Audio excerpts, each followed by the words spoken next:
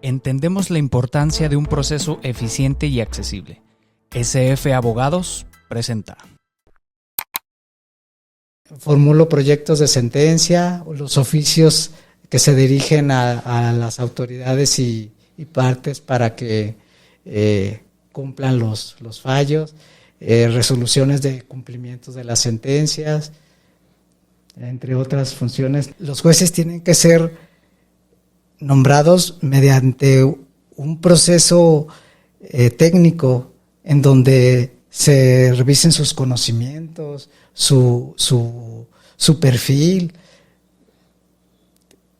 la capacidad para desempeñar el puesto y la experiencia en el mismo. Es muy delicado cuidar el perfil de alguien que va a juzgar. Puede, te digo, llegar alguien con doctorado, pero ello no garantiza que va a ser un buen juez, de ninguna manera.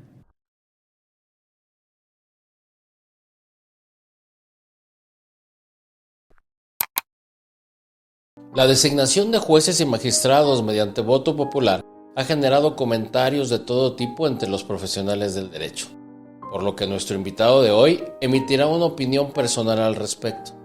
Él es abogado egresado de la Universidad de Guadalajara. Se desempeñó en el ámbito judicial como oficial mayor notificador en el Juzgado Noveno en materia civil del primer partido judicial desde 1983 al año 1986. Fue abogado litigante del año 1986 al año 1989 y los últimos 35 años ha trabajado en el Poder Judicial Federal, ocupando actualmente el cargo de secretario del tribunal. El licenciado Bernardo Olmos Avilés está en el podcast. Comenzamos.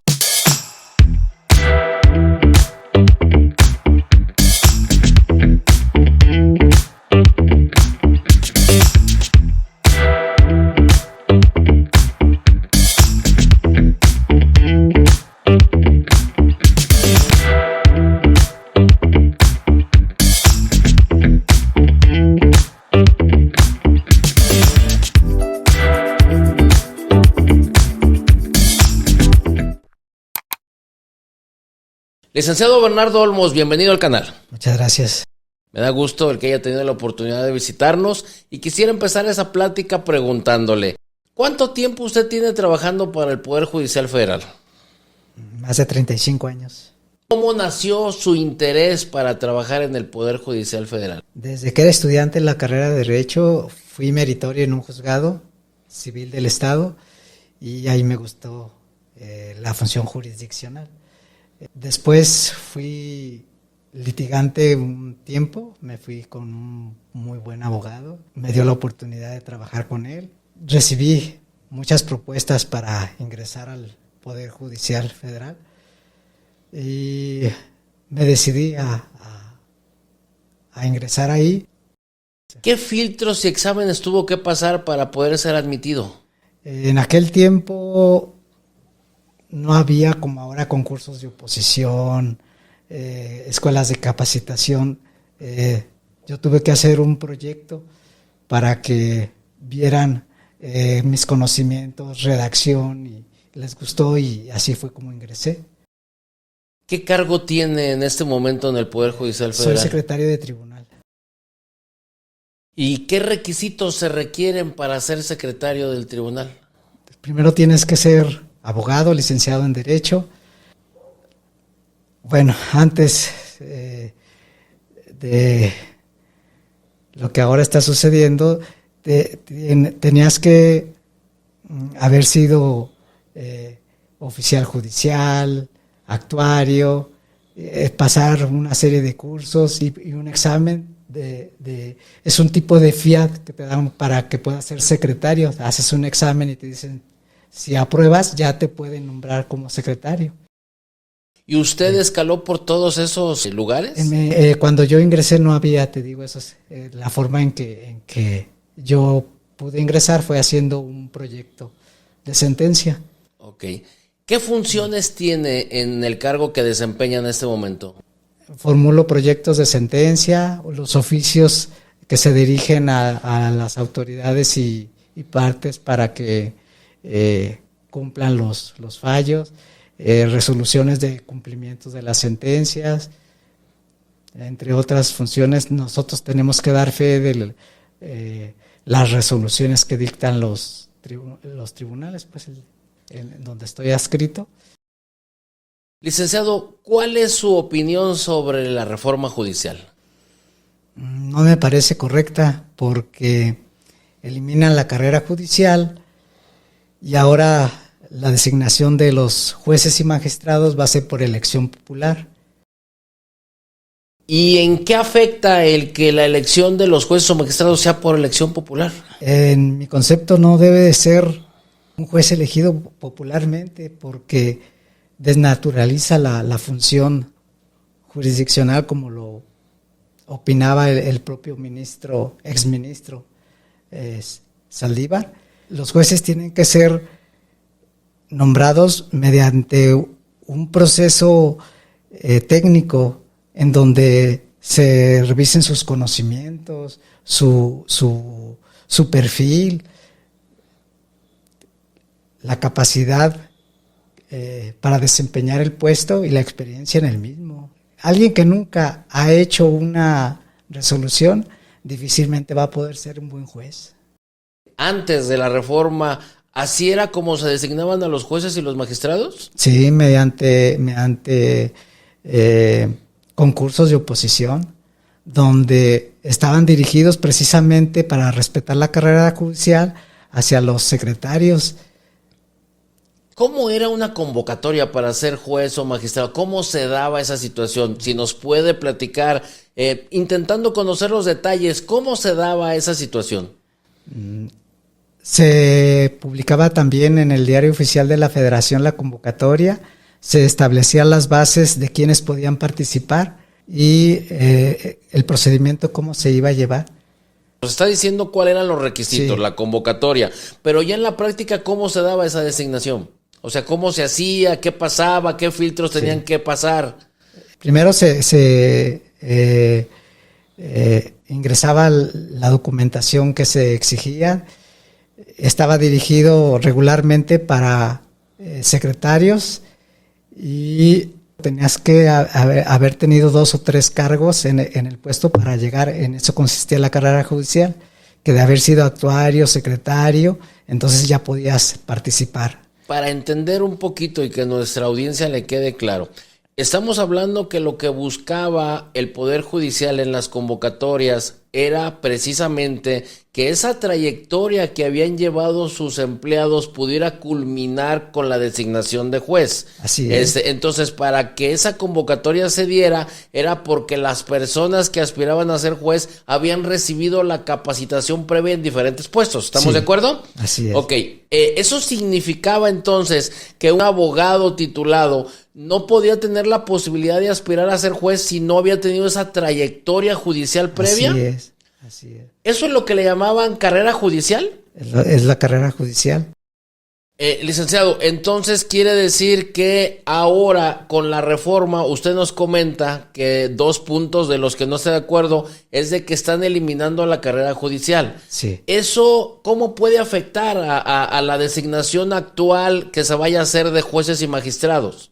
Como ya te había comentado, si llega una persona que no tiene la preparación debida, que no tiene los conocimientos, pueden tener maestría, pueden tener doctorado, pero les falta esa práctica, experiencia, y además no es lo mismo que tú ya tengas tiempo demostrando tu honestidad, tu honradez, tu profesionalismo, a que pueda llegar alguien que no sabemos. ¿Qué riesgos podría haber? ¿Que hubiera fallos equivocados? Sí. Y eso afectaría directamente a las partes, a la sociedad. Es muy delicado cuidar el perfil de alguien que va a juzgar. Puede, te digo, llegar alguien con doctorado, pero ello no garantiza que va a ser un buen juez, de ninguna manera.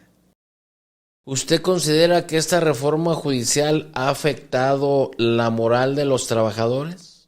Sí, por lo que te digo, y porque cuando llega un titular a una dependencia, procura pues allegarse gente de su confianza. Por razón lógica y natural, quiere integrar su tribunal con gente en que pone su confianza.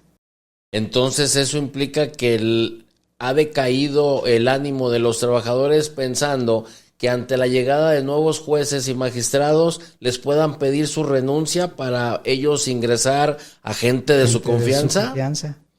Y no existe la posibilidad actualmente de que a los trabajadores puedan no moverlos. Existen nombramientos de base, pero en la función jurisdiccional el puesto se gana día a día. Tienes que presentar un número de proyectos, si no los presentas te levantan acta y hasta ahí se termina tu función. Necesitas estar presentando tu trabajo, que esté bien hecho, que esté apegado a la ley. Licenciado, en este momento, si el criterio de los nuevos titulares no es acorde a la ley, si ellos no tienen la capacidad, van a aprobarte los proyectos que tú lo hagas aunque no estén correctos. Ese es el problema. Ahorita que toca usted ese punto, quisiera yo preguntarle, en su caso personal, ¿cuántos proyectos resuelve mensualmente? Son alrededor de 15. 15 proyectos mensuales. Y de esos 15 proyectos, ¿existe habitualmente el hecho de que se los devuelvan en más de una vez porque los proyectos no están acordes o porque les hace falta algo? No. O sea, eso es lo que le garantiza a la gente que trabaja en el Poder Judicial, sí, que no tendrían el problema de alguien que no ha tenido esa experiencia. Así es. ¿Y cómo visualiza usted la perspectiva? ¿Sí es un hecho de que vayan a perder su trabajo? Sí, y no por cuestión legal, sino como te digo, porque quieran ellos integrar su tribunal con gente de su confianza. Entonces es un hecho, licenciado, que ¿usted sí cree que esa reforma judicial va a impactar mucho en la impartición de la justicia? Sí, porque hay riesgo de que quienes se designen como jueces no tengan esa preparación requerida. ¿Y cómo se daría? ¿Qué esperaríamos de una persona que no tiene en un momento dado la capacidad para resolver? Que resuelvan de manera contraria, que beneficien a unos, perjudiquen a otros. Sí, aunque no tenga la intención de beneficiar o perjudicar. Se necesitan conocimientos y se necesita capacidad, mucha capacidad para ello. Capacidad interpretativa, cognoscitiva, sobre todo experiencia para saber valorar pruebas, saber argumentación. ¿Cuáles considera usted que técnicamente serían los puntos que se tendrían que cuidar para poder dictar una resolución ajustada a derecho? Primero tienen que estudiar muy bien los asuntos, ser expertos en la materia de que vayan a resolver. Un abogado ahorita ya no es todólogo. Hay derecho penal, administrativo, fiscal, agrario, administrativo, no, son muchas áreas. Entonces, aun cuando se tengan conocimientos jurídicos, título, no es fácil la función jurisdiccional. Sí requiere mucha experiencia y práctica. ¿Usted considera entonces que esta reforma judicial llegue a garantizar la imparcialidad de los jueces y los magistrados? Es un riesgo que se corre porque cuando se es elegido popularmente no conocemos las capacidades de la gente que vaya a elegirse. Nos van a dar su currículum, pero no está aprobada su probidad, su profesionalismo y su capacidad para el puesto. Lo que es más probable y más viable en una carrera judicial donde no has tenido una queja, no has tenido un procedimiento en contra, ya hay un parámetro para analizar tu perfil, el tiempo que te has desempeñado sin ninguna sanción, viendo tus proyectos en su tiempo, viendo que tus conocimientos, los exámenes que pasaste, volviendo a los concursos que se daban, eran 3 exámenes. Uno de conocimientos escrito. Después, los que llegaban a pasar a la siguiente etapa, elaboraban un proyecto de resolución, o 2 o 3, los que ponían en la convocatoria, se dice qué es lo que van a resolver. Regularmente son 2 resoluciones, o eran 2 en aquel tiempo, y luego un examen verbal, y eso garantizaba que fueran electos los mejores. No tenemos duda que haya buenos candidatos para poder aspirar a ese tipo de puestos, pero como riesgo. Usted lo dice, ¿no? Tal vez no se cuenta con la experiencia necesaria. Sí. Algunos jueces locales que llegaban al cargo de secretario no podían con el puesto, siendo jueces locales. En el Poder Judicial Federal se ha distinguido la calidad de las sentencias. Licenciado, se ha escuchado en diferentes medios voces que aseguran que con esta reforma judicial se va a acabar con la corrupción y la impunidad que había en el Poder Judicial Federal. Yo quisiera preguntarle a usted como empleado de esa dependencia federal, ¿efectivamente se daba la corrupción y la impunidad? No.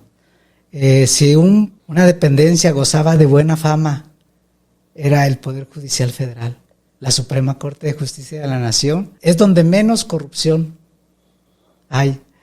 Si se revisan los medios de comunicación, rara vez uno u otro magistrado fue cesado. Es la excepción, vamos.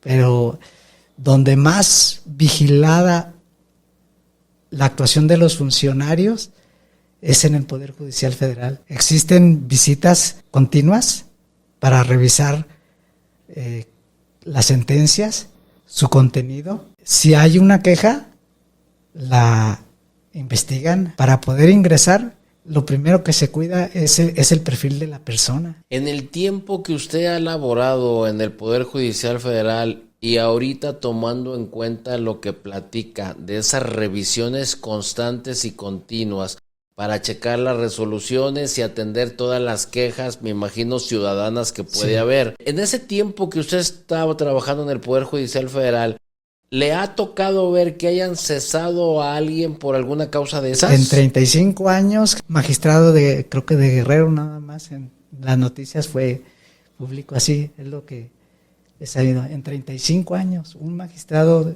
supe que cesaron. Y en esos 35 años de servicio en el Poder Judicial Federal, ¿le ha tocado ver a usted escalar a los compañeros, ir subiendo poco a poco? Sí, en el tribunal donde estoy adscrito han surgido, no sé, unos 15 magistrados. Gente que vino de abajo y que llegó a ser magistrados. Sí, gente que desde intendentes. Desde intendencia. Secretarios, oficiales judiciales son los que, mecanógrafos vamos, y luego secretarios de actuarios y fueron ascendiendo hasta llegar a ser magistrado. No, pues excelente, excelente. Eso es precisamente lo que usted hace mención de la carrera judicial, ¿verdad? Sí, así es. Ahora que se va a echar a andar ya la reforma y que en un momento dado van a llegar nuevos jueces y nuevos magistrados electos por el voto popular a que hemos hecho alusión, ¿usted considera que ya el personal que logre quedarse a trabajar ahí ya no va a tener esas posibilidades de poder crecer? Yo pienso que no, porque ahora, en mi modo de ver, te tienes que afiliar a un partido político para que te apoye a ser designado o algo, porque tú puedes ingresar tu documentación, postularte a las convocatorias que emitan al respecto, pero existe esa posibilidad de que se manipule ya la designación. Hay que ver que los comités que se encarguen de revisar la documentación, que sean imparciales, que cuiden mucho a los candidatos que van a proponer en las listas de elección. Nos queda claro a todos los que somos abogados que sabían cuál era el horario de entrada al personal del Poder Judicial Federal, pero desgraciadamente no sabían en qué momento se retiraban del tribunal por la carga de trabajo. Y eso era un común denominador, una constante. Usted tiene conocimiento que alguien de sus compañeros o algunas personas del tribunal estuvieran afiliados a algún partido político? No, regularmente la gente llega a trabajar desde las 8 de la mañana, dejan a sus niños a la escuela y de ahí se van al trabajo y hasta la noche salen a trabajar. Nada de actividad política ni de esas cosas. Y eso salir hasta en la noche es porque no alcanza el tiempo para resolver los asuntos por la excesiva carga de trabajo que hay. Así es. Cuando sales a las 3, 4 de la tarde es porque tienes algún pendiente que hacer y luego te sigues dedicando a trabajar en tu casa. Licenciado, ya la gente trabajando en el Poder Judicial, ya con nombramientos, luego era muy común que los capacitaban, había cursos, había seminarios, era una capacitación constante en todas las materias que en un momento dado atendiera cada funcionario. ¿Usted considera que con esta reforma judicial esa capacitación va a ser mejor? No, tiene que seguir, pero no garantiza que va a ser mejor. No debe desaparecer.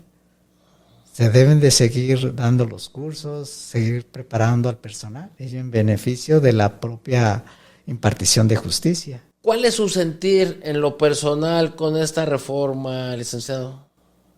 Sí, como te dije, no me parece que un juez o un magistrado sea electo mediante voto popular. Debe ser designado técnicamente.